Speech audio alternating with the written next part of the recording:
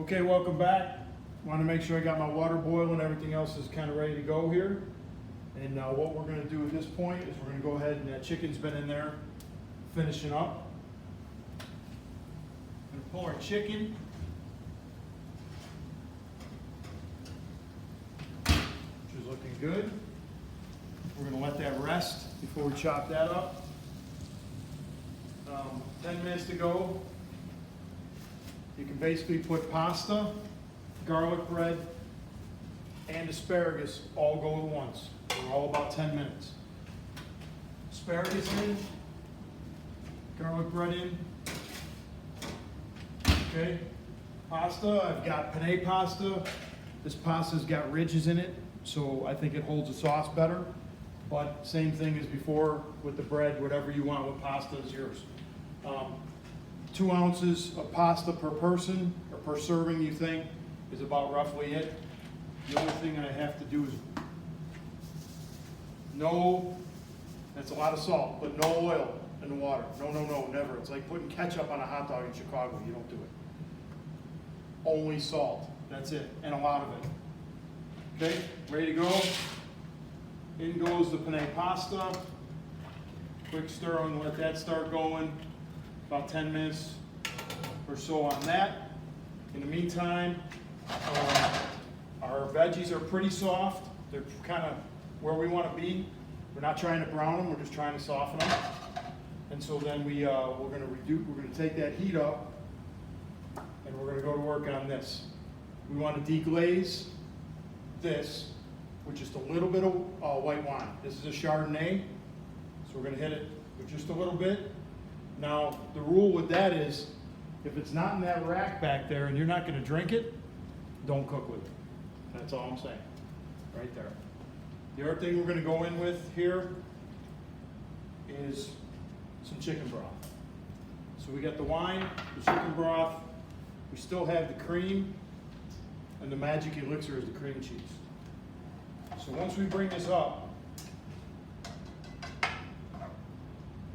going to let this start simmering.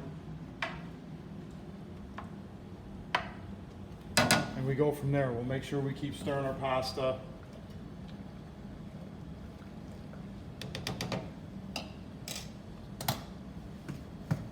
And now we're in good shape. I think we could take, we're going to check this chicken, actually.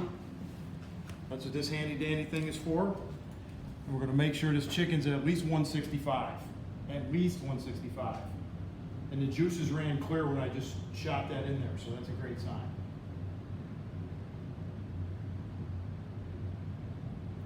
You want to go into the thickest part of the chicken breast.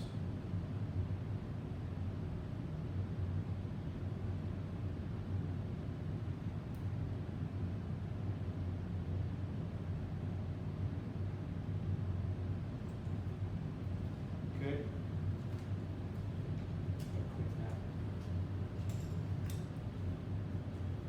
All right, so now that those have rested, we got a good sear on the other side too. Turned out pretty good. Check on our. Just gonna let that reduce. We want all that flavor that's in that wine and everything to reduce in there. So, and that cream cheese will thicken it up. In the meantime, we're going to take this chicken, and you can dice this, you can do whatever you want with it, size-wise. Personally, I like just taking the slivers like this. Doesn't matter if they scream up a little bit.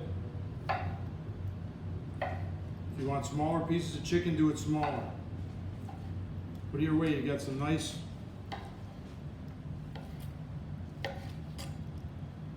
Cajun flavoring in there, which we're going to add a little bit of Cajun to that sauce too. All right, so there's the chicken. That's ready to go. Let's add a little bit more to Cajun here.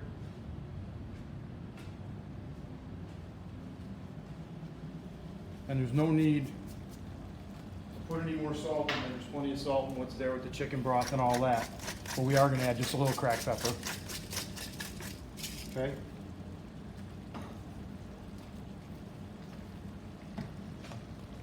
Pasta's getting there. You want this pretty much al dente because you're gonna finish it in the sauce as this kind of finishes up. So, all right, we're kind of in good shape here. We're just gonna let this reduce. We can go ahead and grab our drink.